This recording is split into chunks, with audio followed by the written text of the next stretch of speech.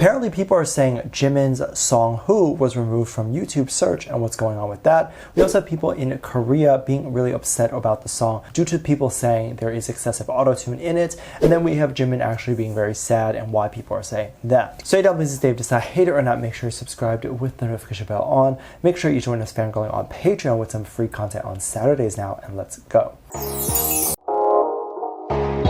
This topic that I am talking about is very interesting to me because we've seen a lot of people make judgments on the BTS members based on just a few clips here and there that they have seen of them. So for example, there was an interview that was taken a little while ago in which people saw Jimin being really sad. Now the sad part is alleged because we don't actually know if he was sad or not. Jimin was a little bit more low energy, and I think a lot of the members were slightly a little bit lower energy, and the comments basically were saying, oh, they seemed very sad. I hope they're okay and they just had a fight before this and blah blah blah. Most of the time and most realistically, nothing like that happened. It's not that dramatic and it's really not that interesting even. Sometimes they're just tired. And a lot of people have to understand that oftentimes when these artists go on interviews or talk shows or whatever, it's in the wee hours of the morning or really late at night. Sometimes if they're live, then it will definitely need to be those times. And other times, if it's just the wee hours in the morning, it's because this is the only time the artist as well as the company could even fit in the schedule. This doesn't mean that they're upset. This doesn't mean anything. It just means that they are tired and they have a right to be tired, but not tired due to bad treatment or anything like that. It's tired because this is just how it has to be. Now, if you were to record super early in the morning at like 3 a.m. as you're going to the airport for vacation or whatever it is, you're probably going to be seen as super low energy too. But are you upset and are you in a bad mood? Probably not, because you're excited to go on vacation, or hopefully you are. So the same thing applies here. And so when people say low energy, it's only because they aren't used to seeing themselves being recorded. Also, when you look at the BTS members or any artist that may be doing an interview but is low energy, you can't really see the bags on their eyes because they have makeup on. So you actually really have no idea that they're tired, but they could be. So I'm not saying that they are, but it's good to assume that they could be, because then you're not assuming something like, oh, they seem like they're in a bad mood or they're angry or they're sad or whatever it is, because the boys or even other artists reading that, it's just going to make them self-cautious of trying to portray themselves on camera, and it makes any artist or a person feel insecure. Like, okay, I'm doing a shoot at like 5 a.m. in the morning now, I have to amp up my energy because I don't want people to think that I'm sad if other people are watching at like 9 p.m. thinking that it was filmed at 9 p.m. The industry always has this thing that they do and practices that they do that of course a lot of people aren't going to understand, because it's not your standard 9 to 5. Most of the time it goes into the wee hours of like 3 in the morning, and that's how it is most time. And you can't really completely avoid that with any job in entertainment. There are going to be days in which you are working a lot more. So there are 9 to 5 jobs in entertainment. Let's say you're working at Vogue and you're an editor there or whatever.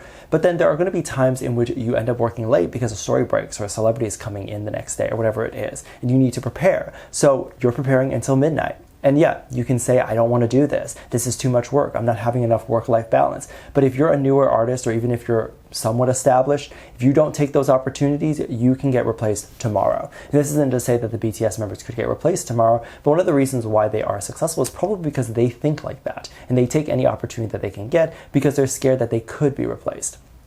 And quite frankly, I think this is somewhat of a healthy way of thinking because it promotes a really good work ethic. And as I said, there are always misconceptions. One of the more recent misconceptions involves Jimin's new song, Who. I do first off want to say that I will have a reaction to the song Who up on Patreon, so if you're interested in checking that out and fangirling with me on that song, then definitely check it out. I will leave a link at the top of the description. There is a $1.95 tier that is available if you want to sign up and see all of the content on Patreon. I've literally been uploading on Monday through Friday since 2020 or late 2019, so there's definitely thousands of videos on there. But anyway, there has been a lot of misconceptions. One of them being that YouTube apparently removed the song from search. So basically people are accusing the platform of taking out the song from the search results every time someone searches up the song name.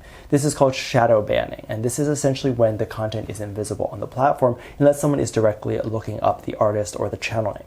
So this can happen where the only way the video is actually visible is if you are seeing it directly maybe in your subscriptions, if that, and then the only other place that you're going to see it is like on the page. So you have to go to this specific page, click on the videos tab, and then you would see the video that is essentially being shadow banned. As the person who uploaded the video would see the video as completely normal. They would see that the video is on their page, but then the only thing that they wouldn't know is why the video isn't being pushed out to other people.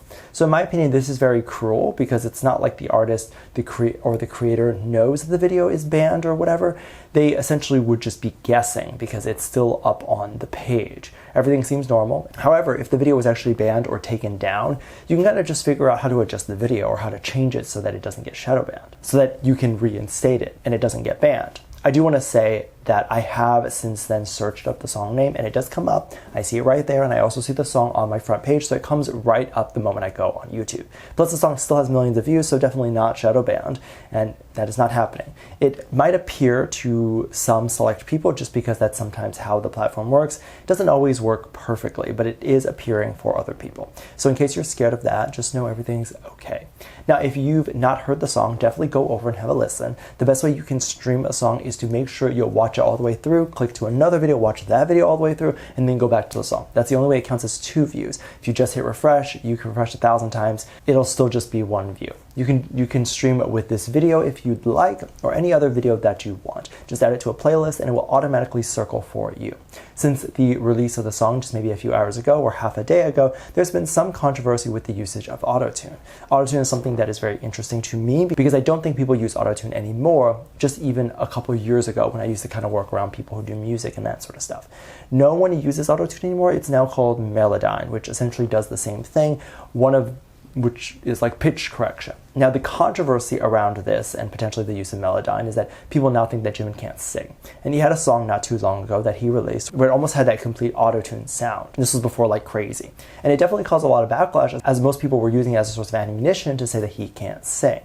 Now, a couple of things that's really important to know about music that people never really talk about. Every contemporary singer, pop singer, not musical theater, but definitely pop, uses Autotune. We're talking about singers like Adele, Beyonce, and people who are known to actually have really good voices. They use the Melodyne. And the reason isn't because they can't sing, it's because they want to add something to enhance their voice. So for example, if someone were to sing and you were to just hear their raw, real vocals, sometimes with the studio mic can kind of drown out the sound and make it sound very flat. And I don't really know how to describe this or really how to talk about it because unless you can hear a raw recording of someone versus like the studio finished version of it, can you then compare and say, oh, well, the studio version sounds a lot more rounder. And it's not just that it sounds rounder, because it sounds rounder due to there being reverb added to it. There are also backing vocals and just a lot of different things. And all of those things are for the sole purpose of the voice sounding much fuller and stronger. This, of course, doesn't mean that they can't sing. They can still sing. They probably still sing better than most people can. It's just that they do this for the point of sounding fuller and nicer. Also, most of the time when you hear singers like Adele and Beyonce, and they do have Melodyne and all the other effects added to their track, it's done in a way where you can't hear it because they don't want people to know that they're using those effects.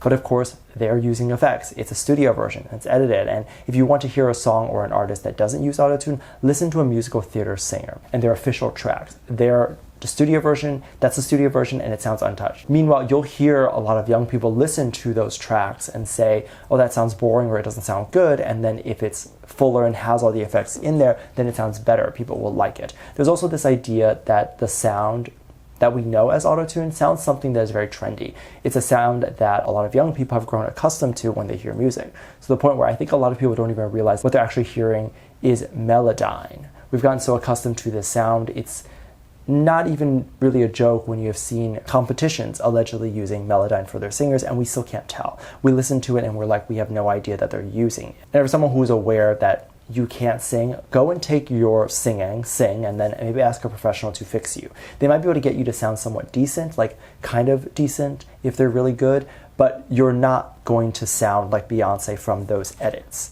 Let me know what you think. Make sure to check out Patreon for more videos. Link down below. Thanks, just leave a comment right here. Love you, bye.